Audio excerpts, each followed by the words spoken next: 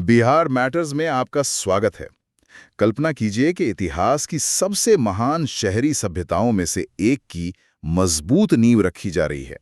दूर दराज के क्षेत्रों के साथ व्यापार मार्ग स्थापित हो रहे हैं, नए शिल्पों का आविष्कार हो रहा है और पहली बार धातु को पिघलाकर औजार बनाए जा रहे हैं। और सबसे दिलचस्प बात यह है कि इस सब के बावजूद ऐसा करने वाले लोगों को स्वयं कभी किसी पक्के शहर में रहने का अवसर नहीं मिलता। बिल्कुल। और ये कोई काल्पनिक कहानी नहीं है, ये उन लोगों की ऐतिहासिक वास्तविकता थी जिन्हें हम आज ताम्र पाषाण संस्कृतियों या चाल्कोलिथिक कल्चर्स के रूप में जानते हैं। आज के इस विशेष शैक्षणिक सत्र में हम प्राचीन भारतीय इतिहास के इसी अत्यंत महत्वपूर्ण अध्याय यानी चाल्कोलिथिक कल्चर्स और प्री हड़प्पन फेज पर विस्तार से चर्चा करेंगे। जी, और उम्मीदवारों को ये ध्यान रखना चाहिए कि ये विषय बीपीएससी, बीएसएससी, एसआई और शिक्षक भर्ती जैसी बिहार सरकार की सभी प्रमुख परीक्षाओं के लिए अत्यंत प्रासंगिक है। सही कहा आपने।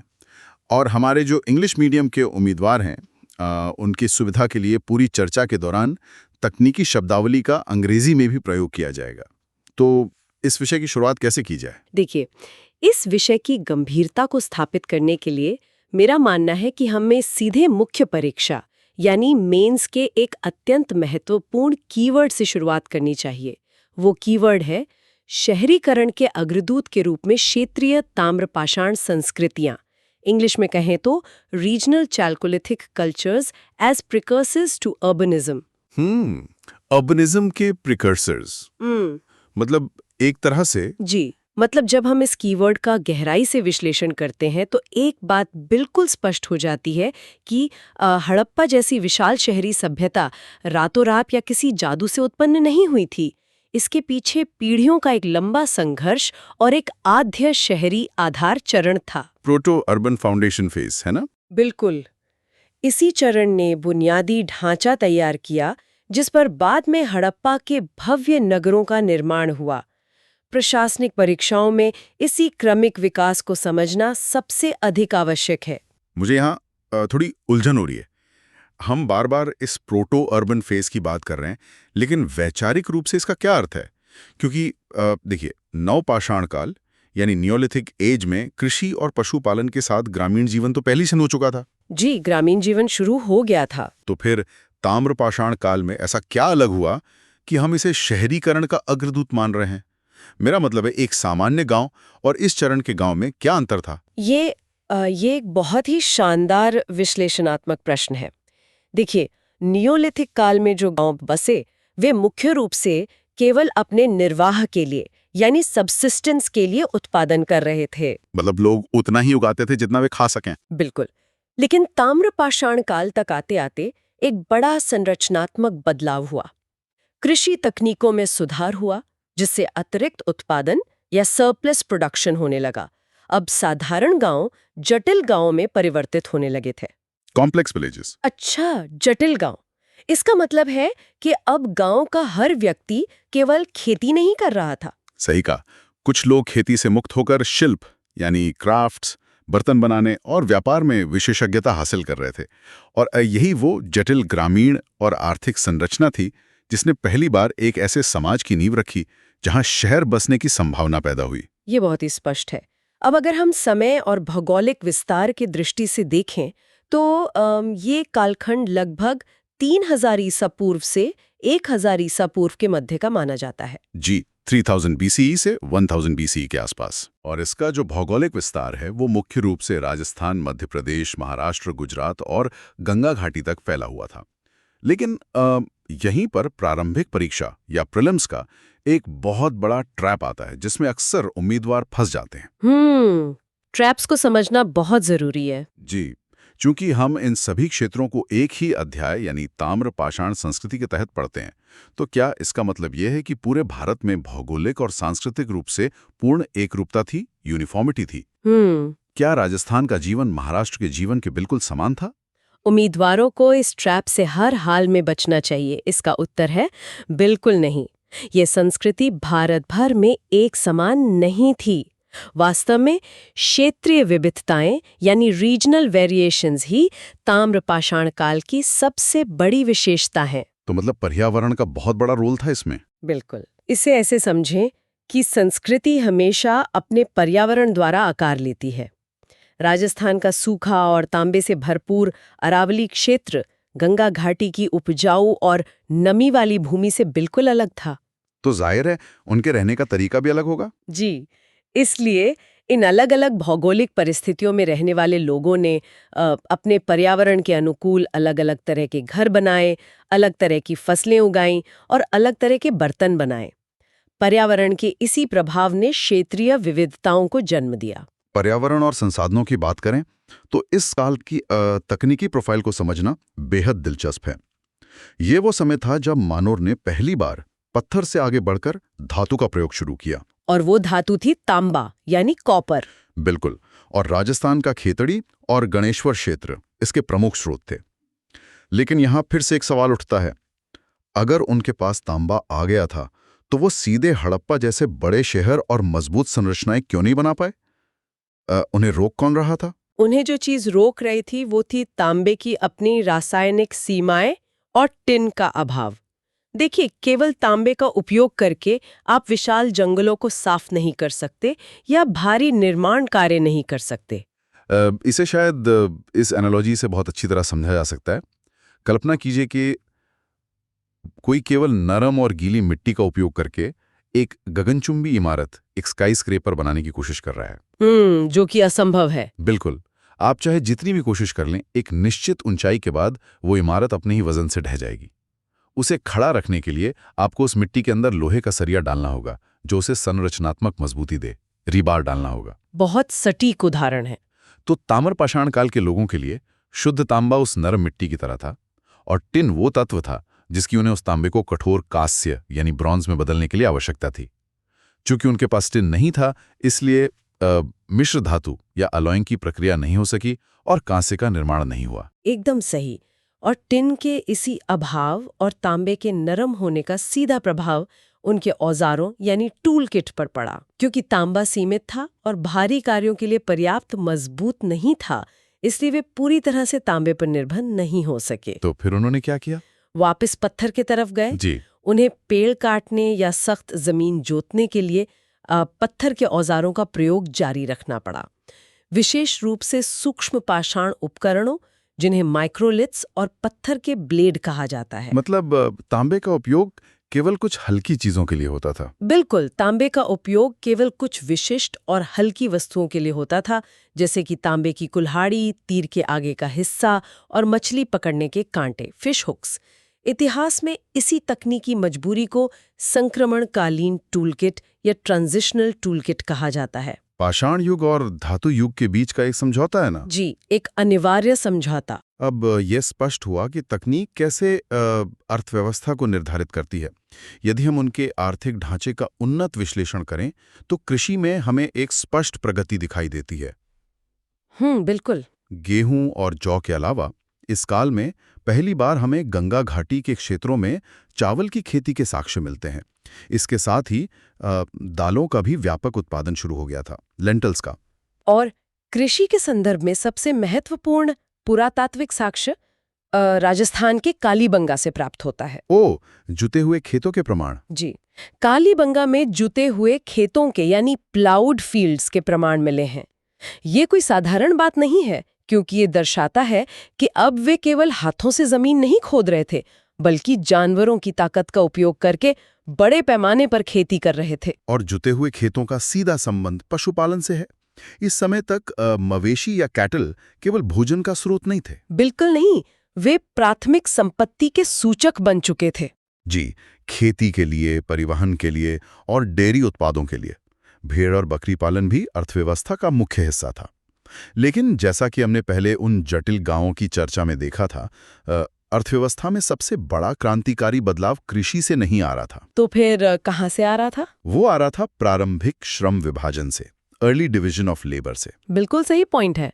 अब समाज में एक वर्ग ऐसा था जो खेत में नहीं जाता था। वे दिन भर केवल विशिष्ट बर्तन बनाते थे, पॉटरी मेकिंग करते थे, या कीमती पत्थरों को तराश कर मोती बनाते थे, बीड मेकिंग, या फिर तांबे को पिघलाकर औजार बनाते थे। और यहीं से व्यापार का जन्म होता है। जब एक गांव केवल तांबे के औजार बना रहा है और दूसरा गांव केवल अनाज उगा रहा है, तो उन्हें एक दूसरे पर निर्भर होना ही पड़ेगा। इंटरडिपेंडेंस। जी।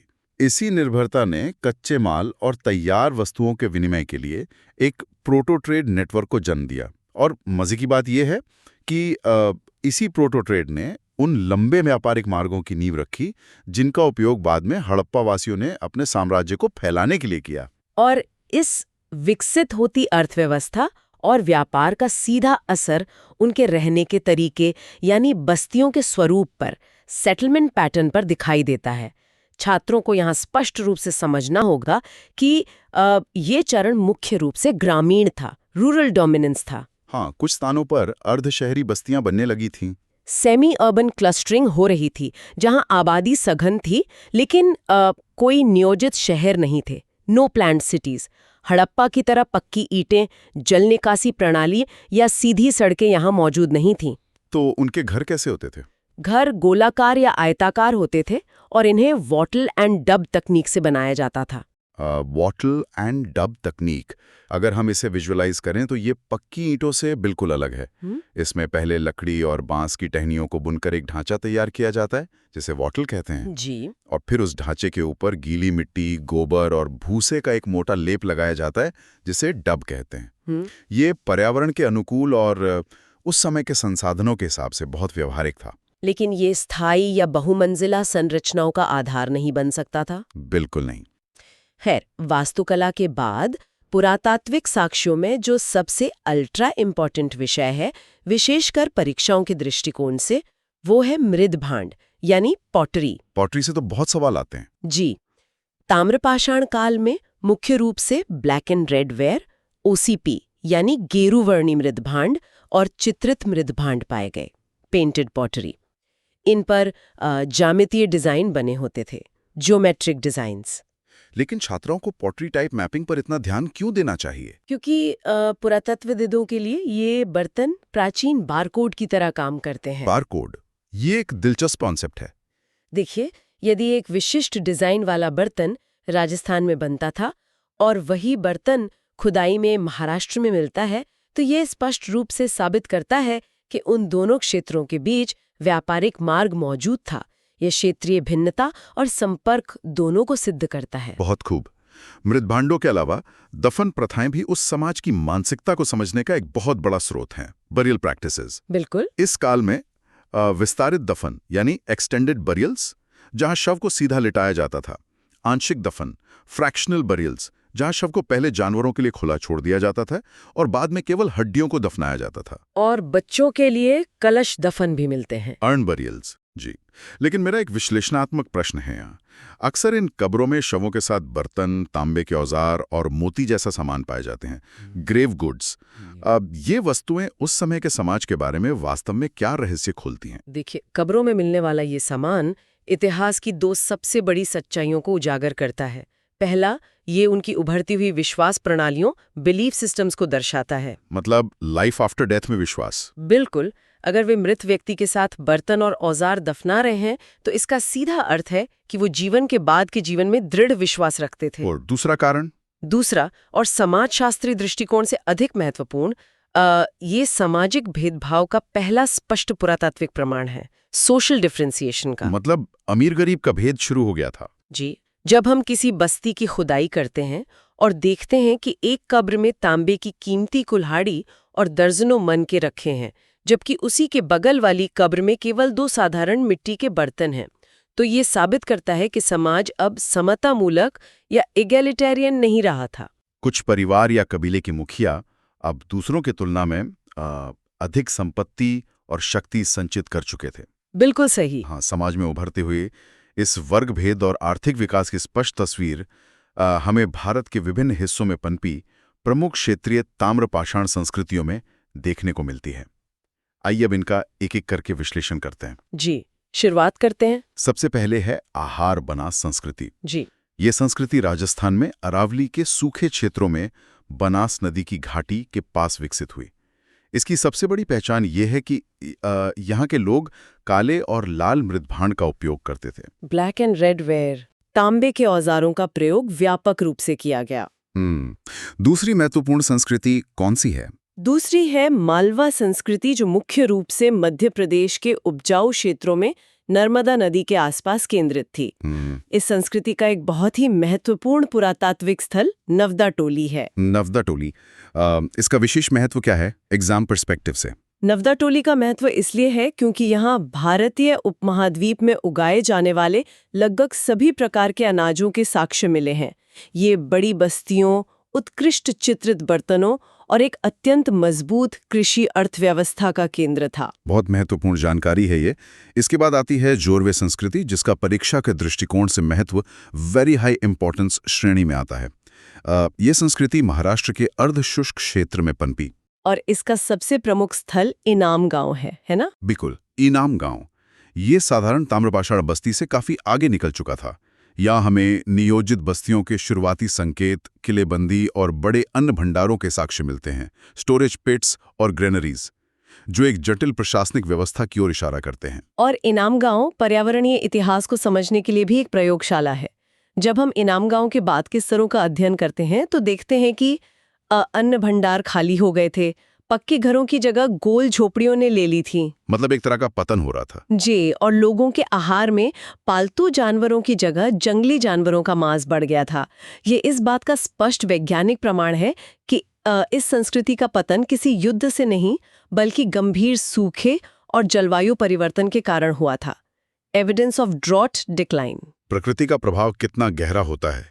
खैर, मालवा और जोरवे के अलावा दो अन्य महत्वपूर्ण नाम जो अक्सर परीक्षाओं में पूछे जाते हैं, वे हैं कायथा संस्कृति, जो शुरुआती ताम्रपाषाण चरण का प्रतिनिधित्व करती है, और गणेश्वर जोधपुरा संस्कृति। जी, गणेश्वर कोई सामान्य कृषि बस्ती नहीं थी।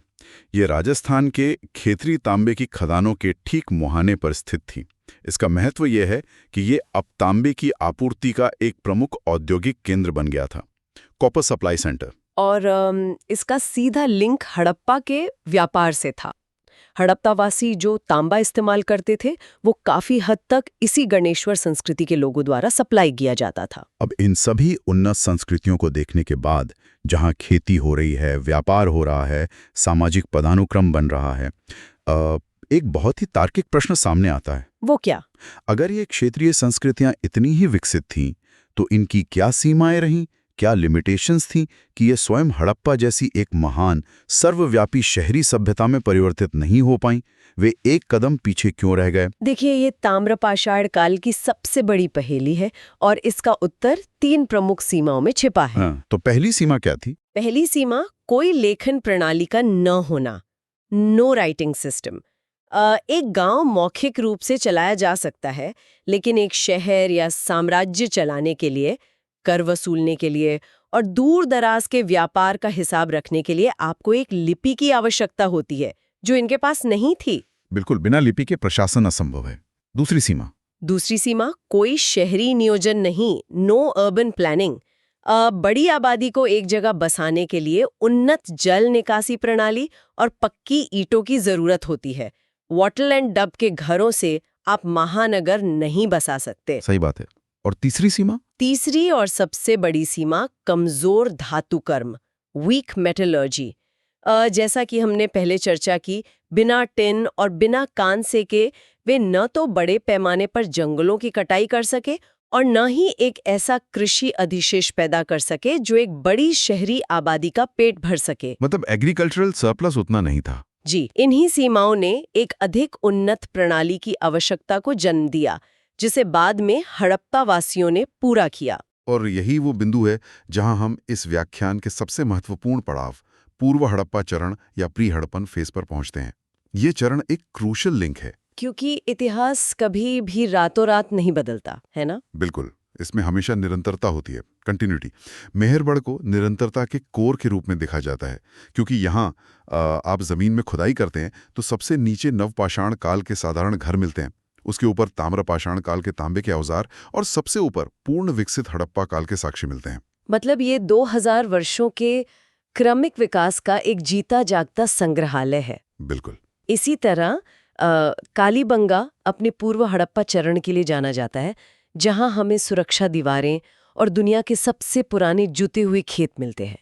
कोटदीजी की किलेबंद बस्ती और आमरी भी ये साबित करते हैं कि हड़प्पा के भव्य शहरों का ब्लूप्रिंट इन्हीं पूर्व हड़प्पा बस्तियों में तैयार किया जा रहा था। अब मुख्य परीक्षा में वैल्यू ऐड के लिए उम्मीदवारों को ताम्रपाषाण और हड़प्पा के बीच एक स्पष्ट तुलनात्मक अंतर स्पष्ट करना आना चाहिए। जी, ये बहुत जरूरी है। इसे 4 मापदंडों पर याद रखा जा सकता है। पहला, गांव बनाम शहर, विलेजेस वर्सेस सिटीज। ताम्रपाषाण बस्तियां ग्रामीण थीं जबकि हड़प्पा शहरी थीं। दूसरा, कृषि बनाम व्यापार। ताम्रपाषाण अर्थव्यवस्था मुख्य रूप से कृषि पर टिकी थी जबकि हड़प्पा अर्थव्यवस्था एक उन्नत व्यापार आधारित प्रणाली थी। और तीसरा, तांबा बनाम कांस्य। ताम्रपाषाण काल में केवल तांबे का उपयोग था जबकि हड़प्पा ने कांस्य का निर्माण करके तकनीकी क्रांति ला दी। और चौथा मापदंड, लिपि का अभाव बनाम लिपि की उपस्थिति, absent script versus script present. तो इस पूरी चर्चा को अगर एक वाक्य में निष्कर्ष के तौर पर कहा जाए तो ताम्रपाषाण काल ने आर्थिक और सामाजिक आधार तैयार किया और हड़प्पा वासियों ने उसी आधार पर शहरीकरण को पूर्णता प्रदान की। बेहतरीन निष्कर्ष। इस सैद्धांतिक गहराई के बाद अब उन परीक्षा के जालों पर चर्चा करते हैं, यानी PYQ ट्रैप्स, जो प्रारंभिक परीक्षा में अक्सर उम्मीदवारों को भटकाते हैं। हाँ, ट्रैप्स पर बात करना बहुत आवश्यक है। पहला ट्रैप कथन आता है, सभी ताम्रपाषाण संस्कृतियां शहरी थीं। ये पूरी तरह गलत है। वे मुख्य रूप से ग्रामीण और कुछ हद तक अर्धशहरी थीं। और दूसरा ट्रैप है, इस काल में कांस्य का व्यापक उपयोग हुआ। ये भी गलत है। कांस्य हड़प्पा काल की विशेषता है, न कि ताम्रपाषाण की। और तीसरा ट्रैप, पूरे भारत में एक समान संस्कृति थी। ये असत्य है। हमने अभी देखा कि क्षेत्रीय विविधता ही इसकी पहचान है। इन सभी तथ्यों को याद रखने के लिए उम्मीदवार एक मास्टर निमोनिक का उपयोग कर सकते हैं और वो है CHA यानी चा। इसे थोड़ा और एक्सप्लेन करेंगे? बिल्कुल। C से कॉपर यानी तांबा, H से हाउस यानी मिट्टी के घरों वाली ग्रामीण बस्तियां, A से एग्रीकल्चर यानी कृषि और जुते हुए खेत, और दूसरे A से आर्ट यानी विशिष्ट चित्रित मृद भांड और मोती निर्माण। तो बन गया CHAA। बहुत ही शानदार तरीका है याद रखने का। चलिए, इसी विश्लेषणात्मक ढांचे का उपयोग करके हम कुछ बहुविकल्पीय प्रश्नों या MCQs का क्लासरूम शैली में समाधान करते हैं। जी। मान लीजिए, प्रश्न 3 कथनों पर विचार करने को कहता है। हाँ। पहला, ताम्रपाषाण संस्कृतियों ने तांबे और पत्थर के औजारों का एक साथ इस्तेमाल किया। दूसरा, उन्होंने एक विकसित लेखन प्रणाली का उपयोग किया। और तीसरा, चित्रित मृदभांड उनके दैनिक जीवन का हिस्सा थे। तो अगर हम अपने कॉन्सेप्ट्स को लागू करें, हाँ। कथन 1 बिल्कुल सत्य है क्योंकि हमने ट्रांजिशनल टूलकिट की चर्चा की है। बिल्कुल। और कथन 2? कथन 2 को हम तुरंत एलिमिनेट कर सकते हैं क्योंकि लिपि की कमी ही तो उनकी सबसे बड़ी सीमा थी। सही कहा। और कथन 3 सत्य है क्योंकि ज्यामितीय डिजाइन वाले चित्रित बर्तन इस काल की पहचान है। इसलिए सही उत्तर केवल 1 और 3 होगा। एक और बहुत ही प्रसिद्ध प्रश्न है, गणेश्वर पुरातात्विक स्थल का मुख्य महत्व क्या था?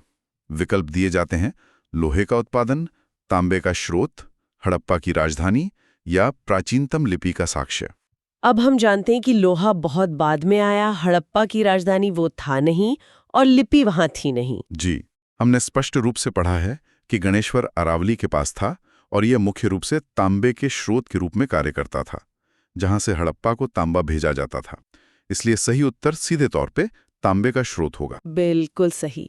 इस संपूर्ण अकादमिक विश्लेषण के समापन से पहले मैं छात्रों को यह सलाह दूंगी कि वे आज चर्चा की गई सभी प्रमुख साइट्स, पॉटरी के विभिन्न प्रकारों, क्षेत्रीय संस्कृतियों की विशेषताओं और विशेष रूप से PYQ ट्रैप्स का अच्छी तरह से रिवीजन करें। मुख्य परीक्षा के उत्तर लिखते समय यह सुनिश्चित करें कि शहरीकरण के अग्रदूत के विचार को केंद्र में रखकर अपना उत्तर फ्रेम करें। बिल्कुल। और इस सत्र को समाप्त करते हुए मैं उम्मीदवारों के लिए एक अंतिम विचार छोड़ना चाहूंगा। देखिए, इतिहास केवल राजाओं और युद्धों की कहानी नहीं है। वो उससे कहीं बढ़कर है। विचार करें कि कैसे एक मजबूत धातु कर्म या किसी लिखित लिपि के बिना भी इन क्षेत्रीय संस्कृतियों के लोगों ने केवल अपनी बुद्धि, अनुकूलन क्षमता और स्थानीय संसाधनों के दम पर उन्नत कृषि, शिल्प और व्यापार के वे मजबूत नेटवर्क खड़े कर दिए, जिन्होंने अंततः भारतीय उपमहाद्वीप में प्रथम शहरीकरण का मार्ग प्रशस्त किया। संसाधनों के अभाव में भी नवाचार कैसे होता है, ये उसका सबसे जीवंत उदाहरण है। जी, और इसी क्रमिक विकास को गहराई से समझना ही इतिहास की वास्तविक समझ है। उम्मीदवारों को ध्यान देना चाहिए कि यह अध्ययन श्रृंखला अगले सत्र में जारी रहेगी, जहां हम इसी नींव पर खड़े होने वाले हड़प्पा सभ्यता के नगरीय स्वरूप का विस्तृत विश्लेषण करेंगे। हमारे साथ जुड़ने के लिए धन्यवाद। बिहार मैटर्स देखते रहें।